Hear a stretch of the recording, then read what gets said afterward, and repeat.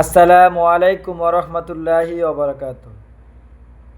আমি মোহাম্মদ আবু বকর সিদ্দিক। আমি সৌদি আরব প্রবাস থেকে বলছি। যারা যারা নতুন সৌদি আরবে আসেন বা যে কোনো রাষ্ট্রে যান, নতুন অবস্থায় একেবারে নতুন, এর আগে কোনো দিনও যান নাই, তাদের জন্য আজকের এই ভিডিওটা। এই ভিডিওটা শুরু করার আগে আমি বলতে চাই, যারা যারা আমার চ্যানেলে আজকে নতুন, অবশ্যই আমার চ্যানেলটাকে সাবস্ক্রাইব করে এই ভিডিওতে একটা লাইক করে দিয়ে যান। যারা যারা সৌদি আরবে নতুন আসেন, আসার পরে এয়ারপোর্টে নামেন, তাই না? এয়ারপোর্টে নামার পরে আপনাকে যে কেউ একজনে রিসিভ করে, আপনারা যে কোনো একজনের মাধ্যমে তো আসেন। আসার পরে ওই লোকের মাধ্যমে আপনাকে রুমে নিয়ে যায়, খাওয়া দাওয়া করায়, উমরা করায়, তারপরে চাকরি বাকরি দেয়, তাই না? তো ফ্রি ভিসায় যাদেরকে চাকরি দেয়, আপনারা কাজ শিকার পরে তাহলে সৌদি আরবে আসবেন। যারা যারা কাজ জানেন, ড্রাইভিং ভিসা জানেন, অথবা ইলেকট্রিশিয়ানের কাজ জানেন, অথবা কনস্ট্রাকশনের কাজ জানেন, আপনি যে কোনো একটা কাজ যদি জানেন, এমনি মুখে বললে হবে না যে আমি এটা পারি, ওইটা পারি, ওইটা পারি না। সৌদি আরবে এই কাজগুলো একটু বেশি। কোনগুলা? যে ফ্রিজ নষ্ট হয়ে গেছে ঠিক করতে পারবেন, লাইট নষ্ট হয়ে গেছে ঠিক করতে পারবেন, ওয়াশরুম নষ্ট হয়ে গেছে ঠিক করতে পারবেন, এই জন্য ফাইভ ফিল্টারের কাজ ঠিক করতে পারবেন। এই জন্য আপনাদেরকে আমি বলি, যারা যারা একেবারে নতুন, তারা যদি এই কাজগুলো শিখে আসতে পারেন তাহলে আপনার কপালটা ভালো। এবং যদি আপনি সেলাই মেশিনের কাজ শিখতে পারেন, দর্জি দোকানের, এরপরে যদি আপনি বয়লারের কাজ পারতে পারেন, মানে লন্ড্রির কাজ জানতে পারেন, তাহলে ভালো। এরপরে যদি আপনি শিরানো দোকানে কাজ জানেন, তাও ভালো। কাজ জানা আসলেই সৌদি আরবে আপনার জন্য পারফেক্ট। আর যারা কাজ জানেন না, কোনো কিছুই জানেন না, শুধু জাস্ট লেখাপড়া করছেন, তারাই আসবেন। আসলে তাদের কি কাজ? তারা ফিরে বেশি আসবেন না, অনুরোধ, রিকোয়েস্ট। কারণ আপনি ফ্রি ভিসা আসলে চাকরি পাবেন না, কাজ পাবেন না, মাসে একদিন দুদিন কাজ পাবেন। তাহলে এই জন্য আপনি নতুন অবস্থায়, হ্যাঁ আসবেন না তা না, নতুন অবস্থায় আসবেন। আসার পরে আপনার করণীয় কী? আসার পরে আপনার করণীয় সৌদি আরবে আপনি যার মাধ্যমে আসবেন ওনাকে বলবেন আমাকে একটা কফি শপে একটা চাকরির ব্যবস্থা করে দিতে, অথবা একটা সুপার মার্কেটে করে দিতে, অথবা একটা মাতামে, অথবা একটা গাড়ির দোকানে, হ্যাঁ, এরপরে মনে করেন যে একটা হোটেলে।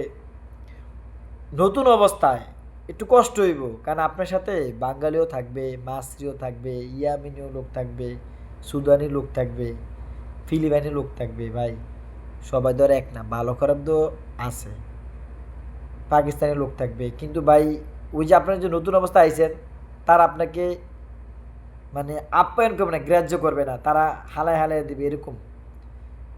আপনার কাজ আপনি নিজে গড়ে নিতে হইব সৌদি আরব বা যে কোনো প্রবাসী জীবনে। কথা কি বুঝছেন? আপনাকে কাজ দিয়ে ওই লোক চলে যাবে যে লোক আপনাকে আনছে। আপনাকে কি বলবো জানেন? বলবো যে খাওয়া তোমার, থাকা মালিকের, বেতন 1300 রিয়াল, পরে মুদ্রে মালিক কাফেলা করে নেবে যদি ভালো কাজ পারেন। হ্যাঁ, এটা আমি মানি। এমনও হতে পারে আপনি কাজ ভালোভাবে করেন নাই, মুদ্রে কইব যে না, তার আমার দরকার নাই, লয়ে যান। তখন আপনি কই যাবেন? এই জন্য আপনি যে কাজটাই দিবে, আপনি চেষ্টা করবেন ভালোভাবে কাজটা করার জন্য।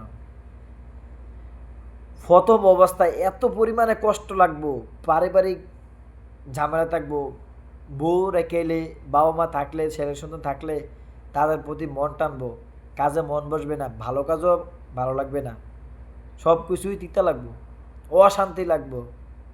কেমনে রানবেন, কেমনে গিরবেন, এগুলো খাইতেন না, টেনশন থাকবো। এইরকম 1 মাস 2 মাস এরকম লাগবে। এরপরে যখন আপনি নিজে নিজে সব কিছু ঘুরে নেবেন, আয়ত্তে চলে আসবে, এরপরে দেখবেন যে আপনি কি পারফেক্ট। তখন আপনি কবেন যে না, আমি বাদ যাবো না, আমার টাকার দরকার। কারণ টাকা আপনার মাসে শেষে যখন পাইবেন, তখন আপনার কাছে ওই টাকাটাই গুরুত্বপূর্ণ থাকবে। ভাই এগুলো কপাল। অনেকে আসে, কাজ করে, সব কিছু করে, মুদ্রে কাফেলা করে না, এই দূরে দূরে আবার আকামা লাগে, কি মানে একটা ঝামেলার ভিতরে ফিরে যায়। তো প্রবাসীরা আছে বিভিন্ন রকমের কষ্টে। এই জন্য আমার মনে হয় যদি আত্মীয় স্বজন থাকে আপনি আসতে পারেন, কারণ আত্মীয় স্বজন আপনাকে ফালাই দেবে না। কাজ না থাকলেও ওনার কাছে নিয়ে আপনি খাওয়াইবো, পড়াইবো, সব কিছু করতে পারবো। আর আরেকজনের মাধ্যমে দালালের মাধ্যমে আইসেন, সে আপনাকে একটা দোকানে দিয়ে চলে গেল, আপনি মালিকে রাখলো না, বাড়ি করে দিল, এখন আপনি কই যাবেন? ওই লোকের খুঁজবে, এরপরে কমে যে দালাল দালাল দালাল, কাবা করে গিয়ে কমে আল্লাহ এটা আবার এটা করছে, এটা করছে। তো আপনি কেন আসেন? আপনার বাড়ি স্বাস্থ্য ভাই ভাই বাবা এরকম যদি হয়, খালাখালু তৈলে আসেন। ওই বন্ধুর দুলাবে কইছে, ও বন্ধুর ভাই কইছে, দরকার নাই। তখন আমরা কেউ দেখবো, প্রবাস জীবনে কেউ কারো দেখে না ভাই, নিজেরটা নিজে গড়ে নিতে হয়, নিজেরটা নিজে গড়ে নিতে হয়। এইটা হলো প্রবাস।